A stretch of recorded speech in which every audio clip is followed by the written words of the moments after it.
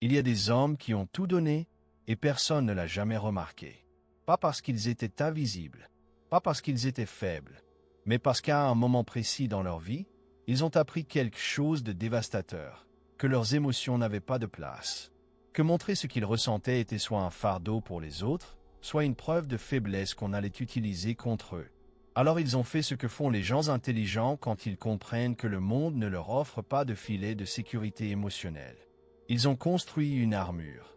Et cette armure, avec le temps, est devenue tellement confortable, tellement familière, qu'ils ont fini par oublier que c'en était une. Obito Uchiha n'est pas juste un personnage de manga. Pour beaucoup d'hommes, Obito est un miroir. Et ce miroir montre quelque chose que personne ne veut regarder en face. Mais avant d'aller là, je veux que tu te poses une question. Une seule. Est-ce que tu te souviens de la dernière fois que quelqu'un t'a demandé comment tu allais? Pas par politesse, mais vraiment. Et tu as répondu honnêtement? Pas ça va, ça va. Vraiment honnêtement. Si ta réponse prend plus de 2 secondes à venir, reste là. Parce que ce qu'on va explorer ensemble va peut-être te déranger un peu. Et c'est exactement pour ça que ça vaut la peine d'aller jusqu'au bout. Parce que la vraie question n'est pas « Pourquoi Obito a-t-il fait ce qu'il a fait ?» La vraie question, c'est « Pourquoi est-ce que tu te reconnais en lui sans qu'on te l'ait demandé ?»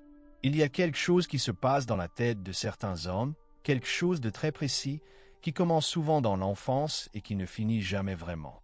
Ça ressemble à ça. Tu ressens quelque chose d'intense, une tristesse, une peur, une solitude qui t'écrase.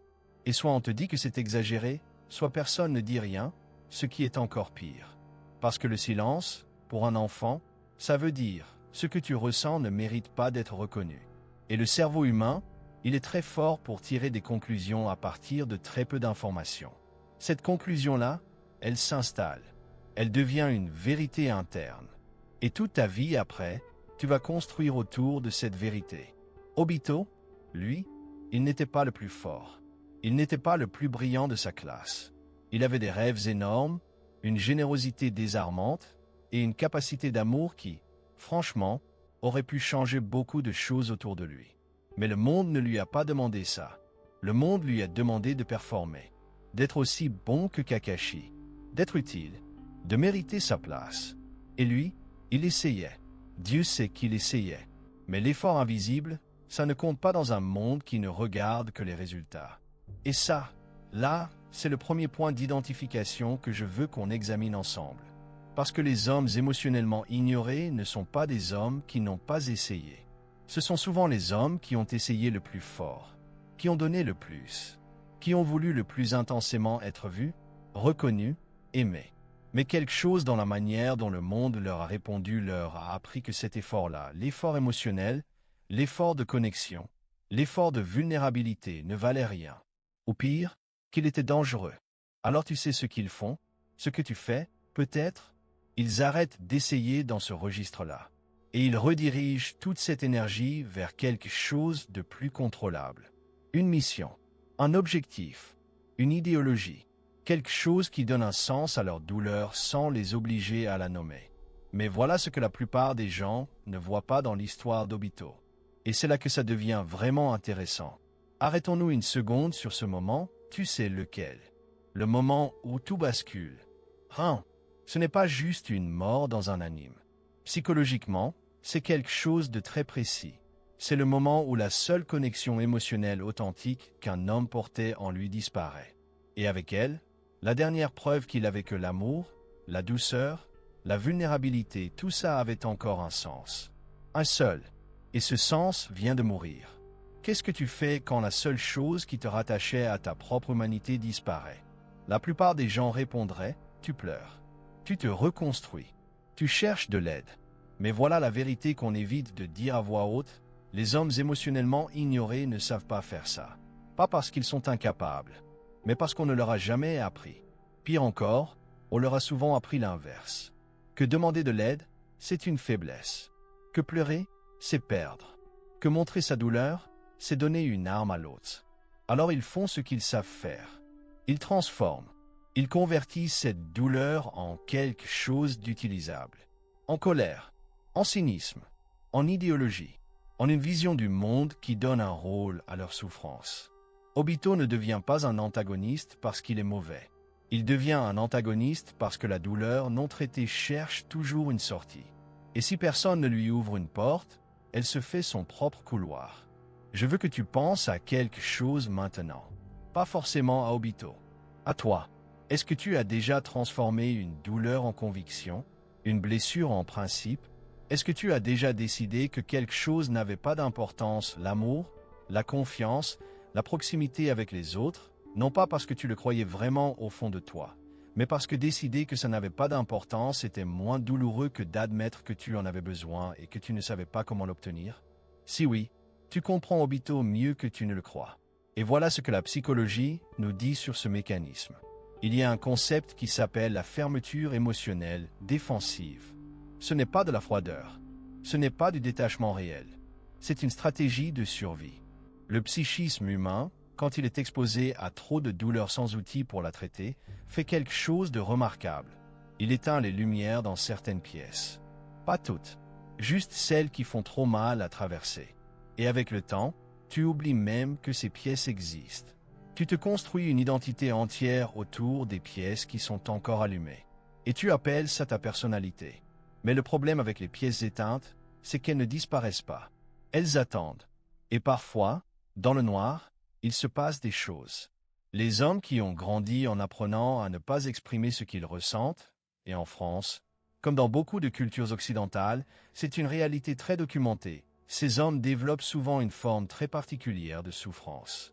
Une souffrance propre, invisible, parfaitement cachée derrière une façade de compétence ou d'indépendance. Ils fonctionnent, ils livrent, ils avancent. Mais en dessous, il y a quelque chose qui ressemble à une question posée depuis l'enfance et qui n'a jamais reçu de réponse. Est-ce que je suis assez? Est-ce que je mérite d'être vu? Pas pour ce que je fais, mais pour ce que je suis. Et Obito, lui, il posait cette question, à travers ses actes, à travers son acharnement à vouloir devenir Hokage, à travers sa dévotion totale pour un. Il n'exprimait pas la question avec des mots, parce que personne ne lui avait appris à le faire. Il l'exprimait avec son comportement, avec son effort, avec son sacrifice. Mais voilà le piège. Et c'est là que beaucoup d'hommes se retrouvent coincés sans s'en rendre compte. Quand tu poses une question émotionnelle, est-ce que je mérite d'être aimé? À travers la performance, tu ne reçois jamais vraiment la réponse. Parce que la performance peut être reconnue, admirée, récompensée, mais elle ne touche pas le bon endroit. L'endroit qui pose la question, ce n'est pas ta compétence. C'est quelque chose de beaucoup plus ancien, beaucoup plus fragile. Et aucun accomplissement externe ne peut atteindre cet endroit-là. C'est pour ça que les hommes qui réussissent le mieux sur le papier peuvent être les plus vides en dedans. Pas parce qu'ils manquent de profondeur, mais parce qu'ils ont passé leur vie entière à chercher une réponse émotionnelle dans des espaces qui ne peuvent pas la donner. Obito a essayé d'obtenir cette réponse à travers l'idéal du Hokage, puis à travers un. Puis, quand tout s'est effondré, à travers une idéologie qui lui donnait le contrôle absolu sur un monde qui lui avait toujours échappé. Regarde la logique. Si le monde réel m'a fait mal, si les connexions réelles m'ont trahi, si l'amour réel a été détruit, alors je vais créer un monde où rien de tout ça ne peut arriver. Un monde parfait. Un monde de l'illusion. Le monde réel n'est qu'illusion. C'est une des phrases les plus célèbres du personnage. Et la plupart des gens l'entendent comme une déclaration philosophique de vilain. Mais écoute-la autrement. Écoute-la comme le cri d'un homme qui a eu tellement mal dans le monde réel qu'il a préféré construire une réalité alternative plutôt que d'admettre qu'il avait besoin d'aide. Est-ce que tu ne fais pas un peu la même chose? Peut-être pas à cette échelle. Peut-être pas avec une idéologie de contrôle mondial. Mais dans ta vie quotidienne, est-ce que tu n'as pas, toi aussi, des espaces mentaux que tu te crées pour ne pas avoir à sentir certaines choses? Des distractions que tu utilises avec une précision chirurgicale? Des convictions que tu as construites, les autres ne comprennent pas, les relations ça finit toujours mal. Mieux vaut être seul que déçu. Non pas parce que tu le crois vraiment, mais parce que ces convictions te protègent d'une vulnérabilité qui te terrifie. Si tu es encore là, c'est que quelque chose résonne. Et avant d'aller plus loin dans ce qui résonne, j'ai besoin de te dire quelque chose d'important. Ce que tu es en train de vivre dans ce moment précis, cette espèce de reconnaissance inconfortable, ce sentiment que quelqu'un parle de toi sans te connaître, Ce n'est pas un hasard. C'est précisément pour ça que ce contenu existe. Pas pour te donner des réponses toutes faites, mais pour créer un espace où certaines questions peuvent enfin être posées à voix haute. Ou du moins, à voix basse, dans ta tête, pendant que tu regardes. Si tu veux que cet espace continue d'exister, que ces conversations continuent d'être possibles, abonne-toi maintenant. Pas parce qu'on te le demande poliment à la fin de chaque vidéo, mais parce qu'on est en plein milieu de quelque chose et que la prochaine fois que tu auras besoin de cet espace, et tu en auras besoin, tu veux être là quand ça commence, pas arriver en retard. Et si ce que tu entends fait écho à quelque chose en toi, laisse un like. Pas pour l'algorithme. Pour dire « j'étais là et ça m'a parlé ». C'est tout. Maintenant, revenons à ce qui se passe vraiment. Il y a un concept en psychologie qu'on appelle le besoin de validation émotionnelle. Et c'est un besoin fondamental, pas un caprice, pas une faiblesse, un besoin fondamental que tous les êtres humains ont. Le besoin de savoir que ce qu'ils ressentent est réel, légitime, reconnu par quelqu'un d'autre. Ce besoin ne disparaît pas parce qu'on l'ignore. Il ne s'éteint pas parce qu'on lui tourne le dos. Il se transforme. Et la transformation, selon les individus et leur histoire, ça peut donner des choses très différentes. Chez certains, ça donne de l'hyperperformance. Chez d'autres, du cynisme. Chez d'autres encore, une forme de nihilisme élégant. Cette posture très française, d'ailleurs, de celui qui a tout compris et qui ne se fait plus avoir. Je n'attends rien des autres. Je n'ai pas besoin de personne. Dit avec une certaine nonchalance, presque avec fierté. Comme si l'indépendance émotionnelle totale était un accomplissement. Mais voilà la vérité inconfortable que la psychologie moderne répète inlassablement. L'être humain est un animal social. Biologiquement, neurologiquement, l'isolement émotionnel n'est pas une évolution. C'est un symptôme. Et le cerveau d'un homme qui se coupe de ses besoins émotionnels ne devient pas plus fort. Il devient plus fragile. Mais d'une manière très spécifique, il devient fragile aux endroits où personne ne regarde. Sous la surface, dans les moments de silence, dans les 3 heures du matin où tout ce qu'on a évité pendant la journée revient cogner à la porte. Obito est fragile exactement là. Sa force apparente, sa maîtrise du charingan, son plan élaboré, sa froideur calculée, tout ça est une architecture construite au-dessus d'un vide. Et ce vide a un nom. Il s'appelle le deuil non fait, la douleur non traitée. L'enfant qui voulait être au cage et qui n'a jamais eu le droit de pleurer. Il y a un moment dans la série, et si tu l'as vu, tu sais exactement lequel, où quelque chose craque chez Obito, où derrière le masque, derrière l'idéologie, derrière des années de construction, on voit quelque chose de très simple. Un homme qui avait besoin qu'on lui dise qu'il n'était pas seul, et qui ne l'a jamais entendu au bon moment. Ce moment-là, il ne provoque pas de la pitié. Il provoque quelque chose de plus dangereux. De la reconnaissance. Et la reconnaissance, dans ce contexte-là, c'est le signe que quelque chose en toi sait exactement de quoi il s'agit. Pas parce que tu as construit un plan de domination mondiale, mais parce que tu connais ce sentiment, ce vide précis, cette question qui n'a jamais reçu de réponse. Alors parlons de ce qui se passe quand un homme arrive à l'âge adulte sans jamais avoir eu un espace sûr pour ses émotions. Pas d'espace dans l'enfance parce que les larmes étaient mal vues, parce qu'on lui disait de s'endurcir, parce que personne autour de lui ne savait faire autrement. Pas d'espace à l'adolescence, parce que la masculinité, dans beaucoup de contextes, se définit encore par ce qu'on ne montre pas. Pas d'espace dans les relations adultes, parce qu'à ce stade, il ne sait même plus comment accéder à ce qu'il ressent, encore moins comment le communiquer. Ce qui se passe, c'est une dissociation progressive. Pas la dissociation clinique au sens psychiatrique, bien que dans les cas extrêmes ça puisse y ressembler.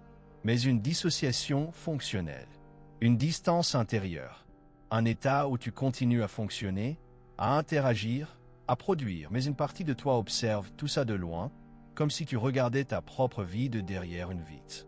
Tu connais ça?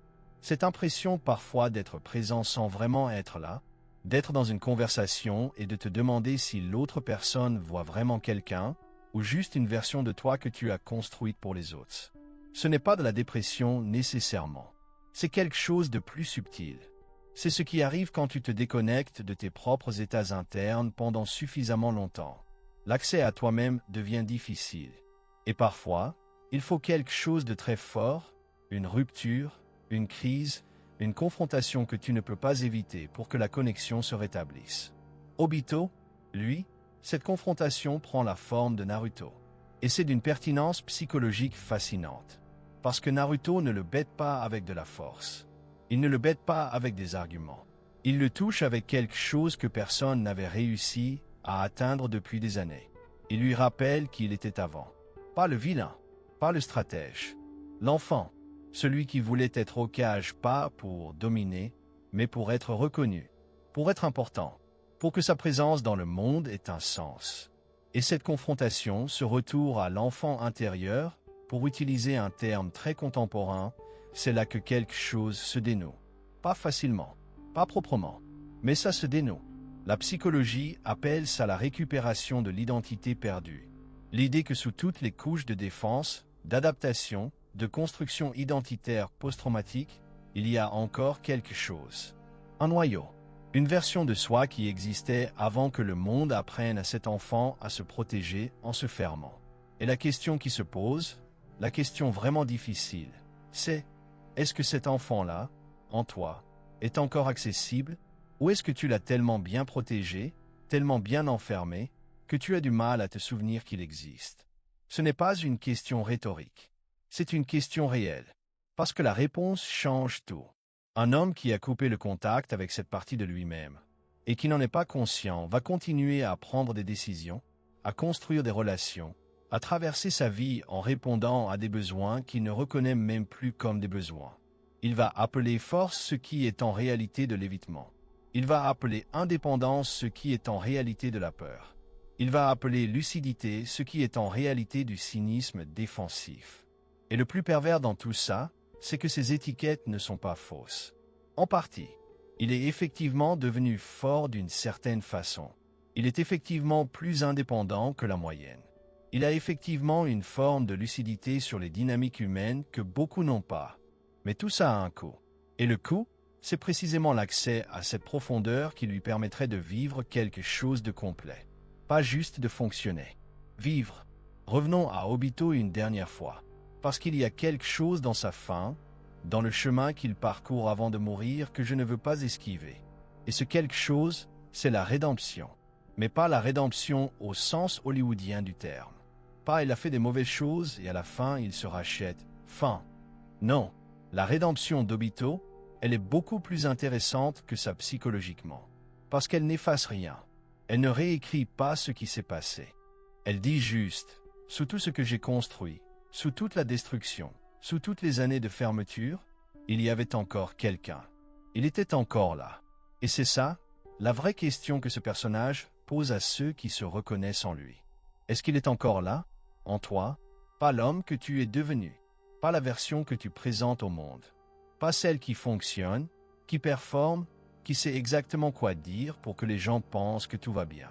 L'autre, celui qui a des besoins réels, des peurs réelles, des désirs de connexion authentique que tu as peut-être appris à traiter avec dédain parce que les exprimer t'exposait trop. Et là, je veux être direct avec toi. Pas brutal, direct. Le problème avec l'ignorance émotionnelle dont on parle, celle que subissent les hommes dans des contextes qui ne valorisent pas leur vie intérieure, ce n'est pas juste une souffrance personnelle. C'est un problème de transmission. Les hommes qui n'ont pas accès à leurs émotions ne peuvent pas les réguler de manière saine. Et ce qu'on ne régule pas, on le reproduit. Dans ses relations, dans sa parentalité, le cas échéant, dans la manière dont on traite les gens qu'on aime. On transmet ce qu'on n'a pas guéri. Pas par malveillance, par ignorance. Et l'ignorance, ça se soigne. Il y a dans la culture française, et je dis ça non pas comme une critique, mais comme une observation, une certaine valorisation de la souffrance portée avec élégance. Quelque chose qui ressemble à « je souffre, mais je le fais avec style ». Le romantisme de la mélancolie, le chic du désespoir tranquille. Et dans une certaine mesure, c'est beau, c'est littéraire. Mais dans la vraie vie, dans la vie quotidienne des gens, ça peut devenir un piège. Parce que ça donne une esthétique à la douleur sans en offrir une sortie. Ça rend le fait de ne pas aller chercher de l'aide presque noble, presque chic. Et tu sais ce que font les hommes qui ont intégré ça? Ils souffrent très bien. Ils souffrent avec classe. Et ils font ça seuls, dans leur coin, en pensant peut-être que personne ne peut vraiment les comprendre de toute façon. Parce que comprendre, ça prendrait du temps. Et ça demanderait de s'exposer. Et l'exposition, on a appris que c'était dangereux. Obito a souffert seul. Et sa souffrance solitaire, non partagée, non reconnue, sans espace pour être traitée, a fini par se transformer en quelque chose qui a causé beaucoup de dommages. Pas parce qu'il était mauvais, mais parce que la douleur non traitée trouve toujours une sortie. Et si tu ne lui en donnes pas une, consciente et choisie, elle s'en crée une autre. Souvent au mauvais endroit, au mauvais moment, sur les mauvaises personnes. Alors qu'est-ce qu'on fait avec tout ça? Première chose, reconnaître. Reconnaître que le modèle dans lequel on t'a appris à fonctionner émotionnellement n'était peut-être pas complet, pas parfait, et que ce n'est pas ta faute. Tu as fait avec ce qu'on t'a donné. On fait tous avec ce qu'on nous donne au départ. Mais à un moment, vient la responsabilité de regarder ce qu'on a reçu et de décider ce qu'on en fait. Non pas pour se culpabiliser, mais pour reprendre les rênes de quelque chose. Deuxième chose, identifier. Identifier les espaces où tu as fermé des portes. Les sujets qui te mettent mal à l'aise, pas parce qu'ils t'ennuient, mais parce qu'ils approchent quelque chose que tu préfères ne pas regarder. Les relations que tu as laissées mourir non pas parce qu'elles étaient mauvaises, mais parce que leur intimité te demandait quelque chose que tu n'avais pas appris à donner. Les moments où quelqu'un s'est approché et où tu as reculé, sans toujours savoir pourquoi. Troisième chose, et c'est la plus difficile, accepter que demander de l'aide n'est pas une capitulation. Que parler, que ce soit à un ami, à un thérapeute, ou même juste à soi-même dans un journal, n'est pas de la faiblesse. C'est peut-être la forme de courage la plus sous-évaluée chez les hommes. Parce que la force physique, le courage face aux dangers externes, ça a une esthétique. Ça a des images. Mais le courage de s'asseoir avec ce qu'on ressent et de décider de ne plus l'éviter, ça n'a pas encore les images qu'il mérite. Et tu vois, c'est là qu'Obito est finalement libérateur, si on le regarde bien. Pas dans ce qu'il a fait, mais dans ce qu'il représente comme possibilité. L'idée qu'il n'est jamais trop tard pour retrouver quelqu'un sous la construction. L'idée que les dommages faits dans le passé ne définissent pas ce qui est possible dans le présent. L'idée que la douleur d'un homme, même quand elle a été ignorée pendant des années, peut encore être reconnue, peut encore être intégrée, peut encore devenir quelque chose d'autre que de la destruction. Mais ça demande une condition, une seule. Il faut arrêter de courir. Et courir, pour beaucoup d'hommes, ça ne ressemble pas à courir. Ça ressemble à être occupé. Ça ressemble à être productif. Ça ressemble à gérer, à organiser, à performer, à avancer. Mais le mouvement, quand il est utilisé pour ne pas rester en place avec ce qu'on ressent, c'est de la fuite avec un costume différent. La question n'est donc pas « est-ce que tu souffres ?» Presque tout le monde souffre d'une manière ou d'une autre. La question, c'est « est-ce que tu as un endroit où poser ta souffrance? Est-ce que tu as un langage pour elle? Est-ce que tu as une relation avec toi-même ou avec quelqu'un d'autre, où elle peut exister sans être immédiatement transformée en quelque chose d'utile, de performatif, de contrôlé? Si la réponse est non, ce n'est pas un jugement. C'est une information. Et les informations, on peut en faire quelque chose. Obito, lui, a eu la chance de rencontrer Naruto. Quelqu'un qui a refusé de le laisser disparaître dans son idéologie, qui a insisté, avec une naïveté presque irritante, pour voir l'homme sous le masque. Et c'est cette insistance-là, pas la force, pas l'argumentation, juste la présence têtue de quelqu'un qui refusait de renoncer à lui, qui a finalement fait craquer quelque chose. Tu n'as peut-être pas eu ton Naruto. Beaucoup d'hommes n'en ont pas eu. Beaucoup d'hommes ont traversé leur vie entière sans rencontrer quelqu'un qui insiste assez pour voir au-delà du masque. Et c'est une réalité profondément triste, même si elle est portée avec dignité, même si elle est invisible de l'extérieur. Mais voilà ce que je veux te laisser avec. Tu peux être ton propre Naruto. Pas dans le sens d'un discours motivationnel vide. Dans le sens très concret, très quotidien, de décider de ne pas abandonner l'enfant qui est encore quelque part en toi. Celui qui voulait être vu. Celui qui voulait que son effort soit reconnu. Celui qui a appris à se taire parce que personne ne lui avait appris autrement. Ce n'est pas une faiblesse de le retrouver. C'est peut-être le travail le plus difficile qu'un homme puisse faire. Et c'est exactement pour ça que si peu le font. La plupart des hommes passeront leur vie entière à construire des armures de plus en plus élaborées, à appeler ça de la maturité, à appeler ça de la sagesse. a appelé ça avoir compris comment le monde fonctionne. Et peut-être qu'il y a une part de vérité là-dedans. Mais il y a aussi, en dessous, quelque chose qui attend. Quelque chose qui n'a jamais tout à fait renoncé à la possibilité d'être vraiment connu. Et peut-être que tu le sais déjà. Peut-être que c'est pour ça que tu es encore là, à la fin de cette vidéo. Pas parce qu'Obito est ton personnage préféré. Pas parce que tu t'intéresses à la psychologie en général. Mais parce que quelque chose dans tout ça parle à une question que tu portes depuis longtemps. Une question sur toi-même. Sur ce que tu ressens vraiment. Sur ce que tu aurais besoin d'entendre, peut-être, et que personne ne t'a encore dit. Alors voilà ce que je te dis, directement, sans filtre. Tu as le droit de ressentir ce que tu ressens. Tu as le droit d'avoir des besoins émotionnels.